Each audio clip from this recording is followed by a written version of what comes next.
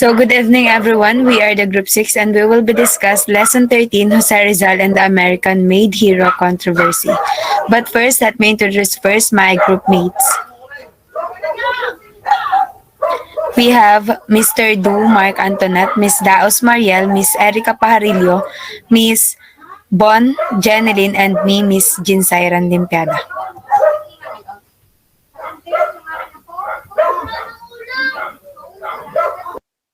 So good evening everyone, I'm Mark Antoinette Tidu. As the choice of Rizal as the Philippines national hero made by the Filipino people, or was it the Americans who made him so? To which Ocampo replied, "You cannot legislate heroism. Rizal was already a hero before the Americans came to the Philippines. Wherever you ask Filipinos, Rizal is their hero. In short, it's a kind of consensus that shouldn't be questioned to elaboration was offered. Then it came as a realization to some in the audience that there is no law declaring Rizal the country as national hero. But there is, in fact, research done on the issues of American involvement in selecting Rizal as Philippine national hero, putting him in the league of George Washington of the United States, like Mahatma Gandhi of India, Jose Marti of Cuba, Sun Yat-sen, and Mao Zedong of China.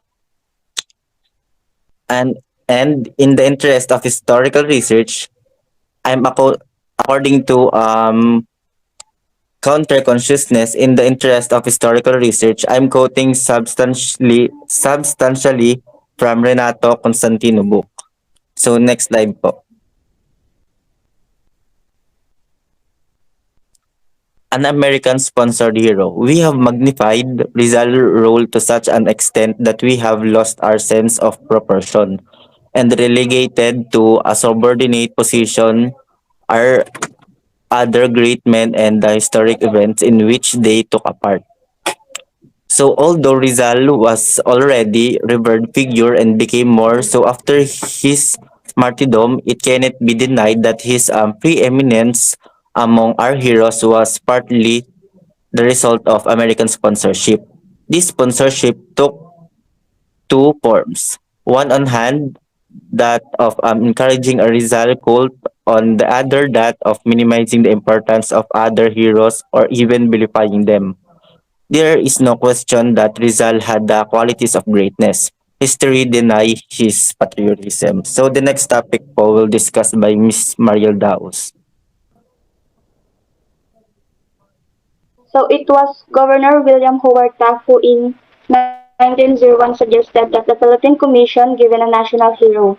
The Free Press of December 28, 1946 gave this account of a meeting of the Philippine Commission. Then he said, "And now, gentlemen, you must have a national hero." In these faithful words addressed by then Civil Governor William Howard Taft to the Filipino members of the Civil Commission, Pardo de Tavera, Legarda, and Luzuriaga, lay the genesis of Rizal Day. In the subsequent discussion in which the rival merits of the revolutionary heroes were considered, and the final choice now universally was Dr. Jose Rizal, and that was history was made. So Rizal was given special attention as a hero by the American colonial administration because, unlike more radical figures or other contestants whose ideas could inspire resistance against American rule, he was interpreted to represent peaceful political advocacy. Next slide po.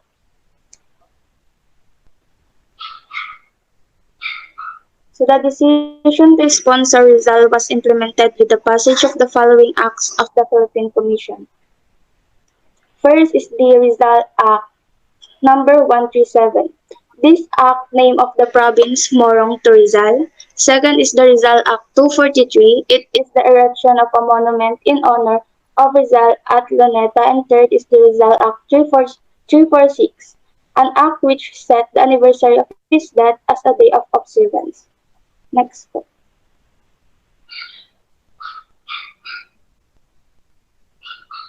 So this early example of American aid is summarized by Governor Cameron Forbes, who wrote in this In his book, The Philippine Islands, it is eminently proper that Rizal should have become the acknowledged national hero of the Philippine people. The American administration has lent every assistance to this recognition, setting aside the anniversary of his death to be a day of observance, placing his picture on the postage stamp most commonly used in the islands, and on the currency. So the Filipino in many cities and towns have erected monuments to his name, and throughout the islands, the public schools teach the young Filipinos to revere his memory as the greatest of Filipino patriots.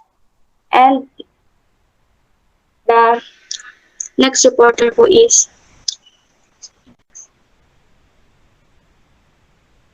So the reason for the enthusiastic American attitude becomes clear in the following appraisal of Rizal by Forbes. Rizal never advocated independence, nor did he advocate armed resistance to the government. So Rizal never advocated independence. So sinabi ni Rizal na kagaya ng ibang Pilipino, nangangarap din siya ng freedom or kalayaan at ginusto niya rin ng kalayaan para sa bansa.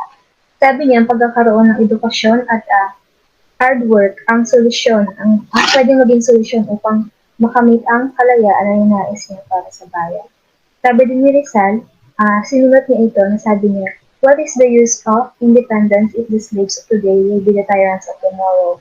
So ano nga ba ang silbi ng kalayaan kung yung mga slave today ay siya magiging tyrants kinabukasan? Ano nga ba yung tyrants?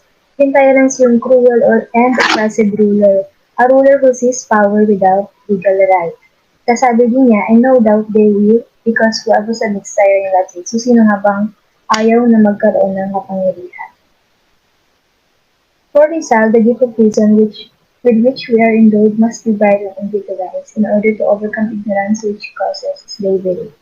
So sabi niya, sabi din dito, nor did he advocate armed resistance to the government. So while awaiting trial in 1896, Rizal wrote a manifesto that expresses disapproval of the armed revolution against Spain. Nilinis din niya ang kanyang pangalan na ayon sa kanya ay ginamit lang ng mga revolutionaries to espouse certain ideas. Nilinaw rin niya na he has always opposed and patuloy niyang pinaglalaban na yung armed revolution was impossible, absurd, and disastrous. He explained that reforms must also come from above because reforms that come from below are upheavals, both violent and transitory. Next slide.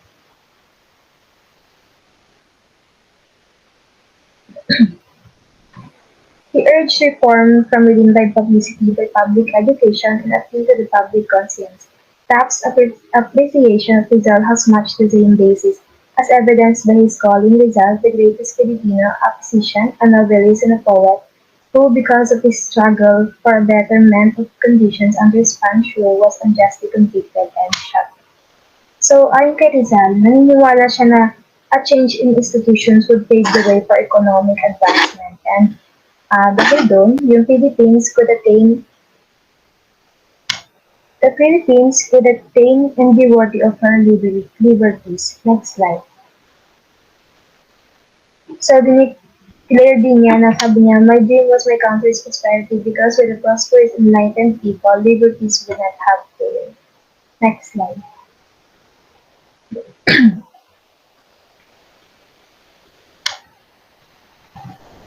So, makita niyo po sa slide na may naka-bold na sedition law. Yung sedition law, this law was enacted on November 4, 1901 with the intent of forbidding Filipinos from advocating for separation from the United States or for their independence.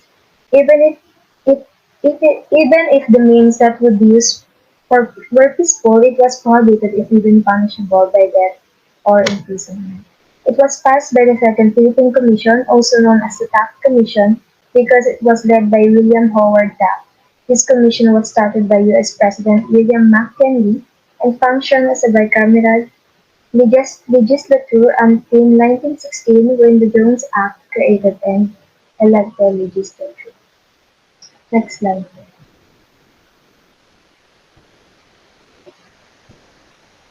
So yan yung binanggit ko kanina, yung sedition law, also known as end of insurrection. Next slide. Several factors contributed to Rizal's acceptability to the Americans as the official hero of the Filipinos. In the first place, he was safely dead by the time the Americans began their aggression. No embarrassing anti-American quotations could ever be attributed to him. Moreover, Rizal's dramatic martyrdom had already made him the symbol of Spanish oppression. To focus attention on him would serve not only to concentrate Filipino hatred against the erstwhile oppressors, it would also blunt their feelings of animosity toward the new conquerors against whom there was still organized resistance at that time. His choice was a masterstroke by the Americans. The honors bestowed on Rizal were naturally appreciated by the Filipinos who were proud of him. That's all for my report. Thank you.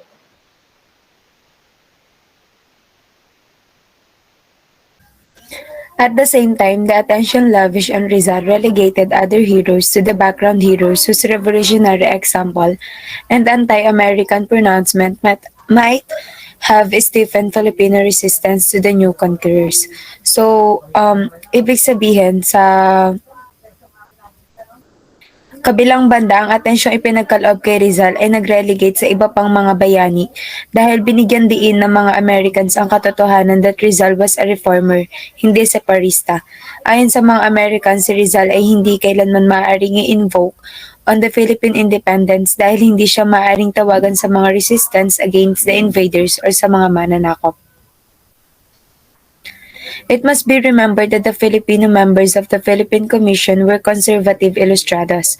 The Americans regarded Rizal as belonging to this class.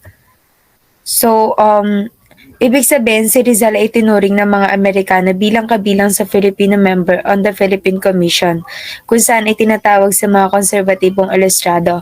One more point here is that Rizal belonged to the right social class, which is called the class that they were cultivating and building up for leadership. It may be argued that, faced with the humiliation of a second colonization, we as a people felt that the need for a superhero to bolster the national ego, and we therefore allowed ourselves to be propagandized in favor of one acceptable to the colonizer. Be that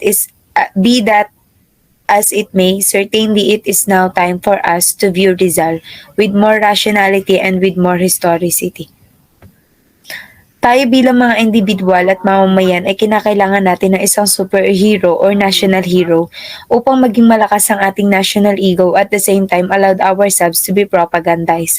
And that is the reason kung bakit this time ay dapat tingnan natin si Rizal na mas higit na may katwiran at mas makasaysayan than other people. And we all aware naman na si Rizal ay isang mananakop pa rin, but in a good position sa ating pambansang pantheon, even if we discard the hagiolatry and subject him to a more mature historical evaluation. Next slide will be discussed by Miss Bon Janeline. A proper understanding of our history is very important to us because it will serve to demonstrate how our present has been distorted by a faulty knowledge of our past. By unrevealing the past, we become confronted with the present already as future. Such a re-evaluation may result in a downgrading of some heroes and even a discarding of others.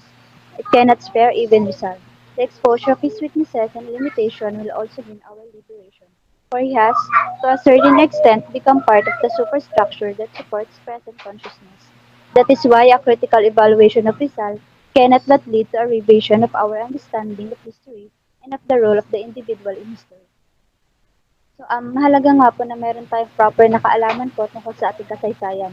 Dahil kung hindi nga po tayo magkakaroon ng proper knowledge about history, magre-resulta po ito ng faulty knowledge or maling kaalaman na makakaapekto sa ating present even in the future. So, sa madaling salita po, kung magkakaroon tayo ng re-evaluation to reveal something in the past, makikita natin kung ano yung mga maling ginawa at maling pinaniwalaan natin sa history. Si Dr. Jose Rizal nga din po ay may malaking ambag sa kamalayan natin ngayon, as Dr. Jose Rizal is the reason for our liberty. So, if we have a critical evaluation of Rizal, may pagbabago na mangyayari as it will reflect new discoveries of facts, evidence, and interpretations. It might result in revision of our understanding in history and of the role of the individual in history. So yes, di po makakalampas nito si Dr. Jose Rizal, even he is our national hero. Next slide po.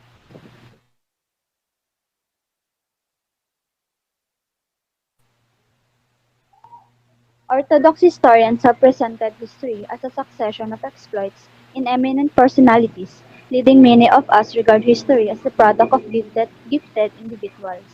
This tendency is strongly noticeable in those who have tried of late to manufacture new heroes through press releases, by the creation of foundation, or by the proclamation of centennial celebration. So yung mga Orthodox historians nga po yung nagsabi na yung history daw po is the product of people with natural abilities who are able to do extraordinary things that should be admired. So ang ibig sabihin nga po ng Orthodox historians dito ay yung mga bagong hero natin sa panahon ngayon. Na kagaya na nga lang po sa panahon natin ngayon na may nagiging new hero tayo na nakikilala natin dahil sa pinapakita sila sa press release like newspaper, television, or broadcasting. And sineselebrate pa nga natin ito minsan ay nagkakaroon pa ng foundation. That is what Orthodox historians implying that history is like a product of gifted individuals. Next po.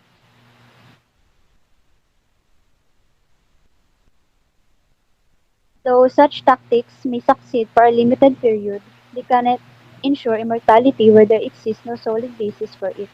In the case of Rizal, while he was favored by colonial support and became good copy for the propagandists, he had the qualification to assume immortality. It must be admitted, however, that the study of his life and work has developed into a cult, distorting the role and the place of Rizal in our history. So, bagamat nga po yung mga ganong taktika, yung mga nabanggit ko po kanina, yung pagpapalabas sa television or newspaper ay nagiging mabisa po siya pero hindi ito nagtatagal o nagiging matagumpay lamang ito sa loob ng maikling panahon. Hindi kagaya po ni Dr. Jose Rizal na deserve natin kilalanin ng habang buhay dahil sa mga nagawa niya noon and madami pa nga sumuporta sa kanya at naging magandang halimbawa siya bilang naman propagandista kung tinalap niya. Yun lamang po at maraming salamat.